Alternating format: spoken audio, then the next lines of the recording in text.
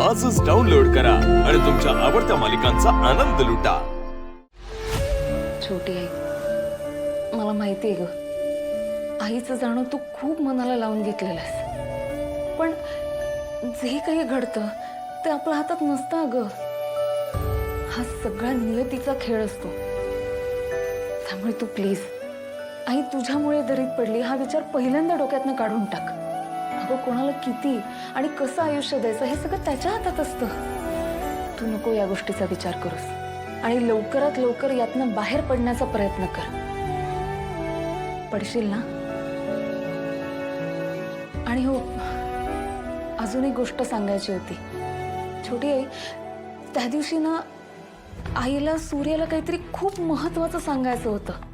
ते नेमकं काय आणि कशाबद्दल होतं हे जर तुला आठवत असेल ना, किंवा एक बारीकशी जरी काही तुला आयडिया असेल तर ते प्लीज मला सांग। तुला हवं असेल ना तर त्या दिवशी सारखं लिहून सांग, पण सांग, मनात ठेवू नकोस हा। असं नेमकं काय होतं जे एवढ्या गडबडीने आईला सूर्याला सांगायचं होतं हे कळलंच पाहिजे आपल्याला। ए नाही दादा, अजिबात नाही। बाळासाठी टोपी मी शिवणार म्हणजे मीच शिवणार। तू हो तुला ह्याच्याशिवाय काय जमलंय का? तू कशी शिवणार टोपड? दादा, अजून 5 मंथ आहेत बेबीला यायला, मी शिकेन तोवर। काय काय म्हण?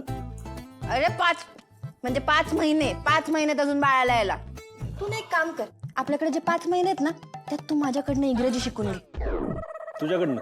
हो, तुझ्याकडनं इंग्लिश शिकणार नाही, येडाच असेल। जा जा जा जा। का? ठीक आहे दादा।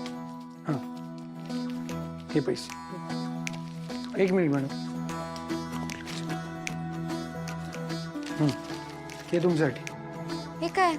हे पत्र कोणाचं? प्रसाद सरनोबतांनी दिले आणि त्यांची अशी इच्छा आहे की हे फक्त तुम्हीच वाचा।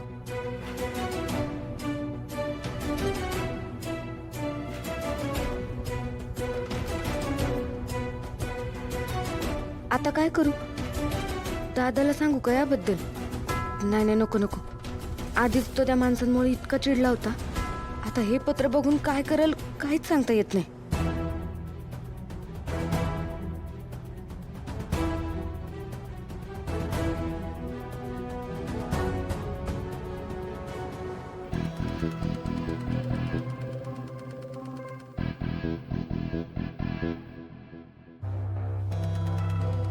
बायको बायको, 1 मिनिट।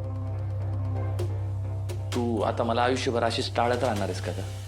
हे बघ बायको, आपल्या आयुष्यात आहे ना आता नवीन पाहुणे येणार आहेत। देवानी आपल्या वाट्याला 1 नाही तर 2-2 बाळं दिलेत।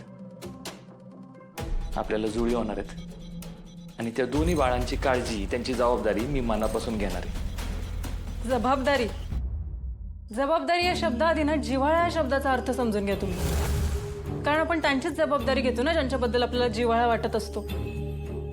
आणि मला एक सांगा, तुम्ही आधी कुणाची जबाबदारी घेतली आहे जी आता या बाळांची जबाबदारी घेणार आहात? तुला माझ्याशी नीट बोलायला तुझी जीभ झडती का ग? कधीतरी नीट बोल ना माझ्याशी। आणि का नाही वाटणार बरं मला बाळांबद्दल जिव्हाळा? अगं बाप आहे मी त्यांचा। अरे वा, याची कल्पना आहे तर चांगलंय। बायको, तू माझ्या वाकड्यात नको ना जाऊ, प्लीज माझ्या वाकड्यात जाऊ नको। हे बघ, मला कंटाळा आलाय, तू या असं टोचून बोलू नकोस मला।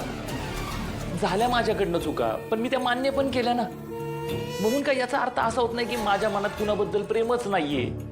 किती जरी चुकलो तरी पश्चातापाने डोळ्यात पाणी आल्यावर जिच्या पदराला मी ते पुसू शकत होतो ना, ती सोडून गेली ग मला। माझी आई गेली आणि ती गेल्यापासून एकदा पण तू 2 शब्द प्रेमाने माझ्याशी बोलली नाहीस।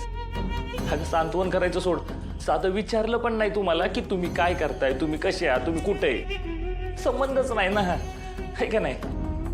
चुकीचं वागलो ग मी, पण तू मोठी ठरलीस। तुझं गरोदर पण मोठं ठरलं। नवऱ्याने नको नको ते आरोप केले तुझ्यावर, म्हणून तुझं दुःख पण मोठं ठरलं। पण माझ्या पश्चातापाला या सगळ्यात कुठं जागा आहे का? सांग ना। पहिली गोष्ट तर तुमचं सांत्वन करायला तुम्ही घरात थांबलात का? आई गेल्यानंतर, तिची विधी झाल्यानंतर तुम्ही रोज जाऊन दारू पिऊन घरी येत होता। आणि राहिला प्रश्न तुमच्या पश्चातापाचा, ज्याच्यावर माझा अजिबात विश्वास नाहीये। पितोय मी दारू, पितोय, पण त्याला कारण आहे. कारण मला माहिती आहे की या घरात आहे ना मला समजून घेणारं, माझ्या जवळ येऊन माझं दुःख कमी करणारं कुणी नाही उरलं. हा पण माझा पश्चाताप खोटा नाही, एवढं फक्त तू समजून घे मला. स्वार्थीपणाचा कहर आता तुम्ही, म्हणजे तुम्हाला त्रास व्हायला लागला की समजून घेण्याची अपेक्षा आपोआपच करू लागता. आणि ज्यावेळी मी तुमच्यापेक्षा जास्त त्रासातनं जात होते तेव्हा कुठे होता तुम्ही? तुम्ही आलात मला समजून घ्यायला, मला आधार द्यायला? नाही, कारण त्यावेळी तर तुम्ही माझ्यावर संशय घेण्यात व्यस्त होता ना. तुझ्याशी बोलण्यात काही अर्थच राहिला नाही. मला नादीच नाही लागायचं यार. नका लागू. कारण मलाही तुमच्याबरोबर आयुष्य काढण्यात काडीचाही रस नाही, पण मला ते करावं लागणार आहे. ते फक्त या बाळांकरता.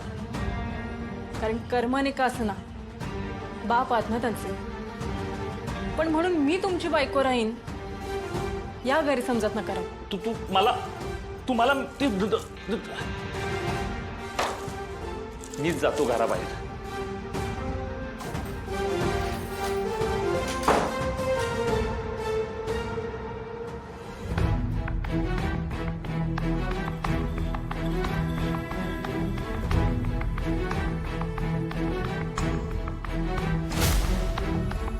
तुमचं नकार आहेत ते मला माझ्या भावांकडून कळाले. मला तुम्ही आवडता आणि त्यासाठी मी खूप मनापासून माझ्या भावांना तुमच्याशी आणि तुमच्या घरातल्यांशी बोलायला पाठवलं होतं.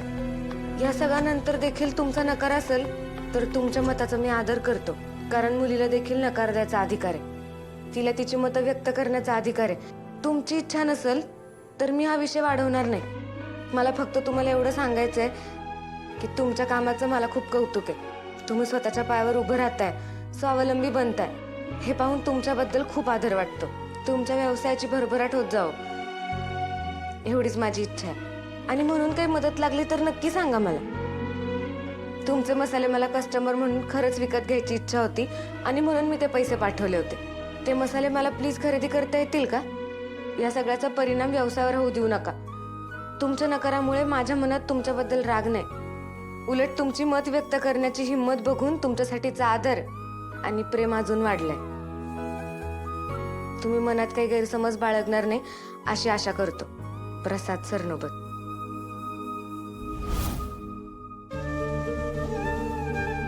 पण या पत्राचं आता मी काय करू? राजू,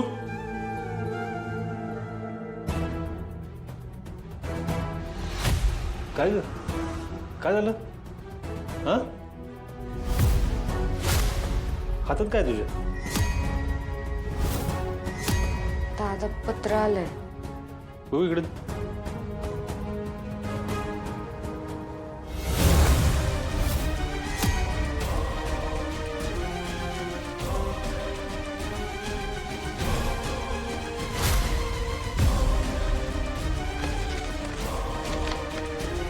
कोण दिलं तुझ्याकडे? त्यात ऑर्डर घ्यायला माणूस आला होता ना, त्याने दिलं. त्यांना प्रेमानं समजवलं, यांना हाकलून दिलं तरी पण त्यांचं आहेच. आता जर पत्र पाठवायला लागली. कसलं पत्र? दाखव.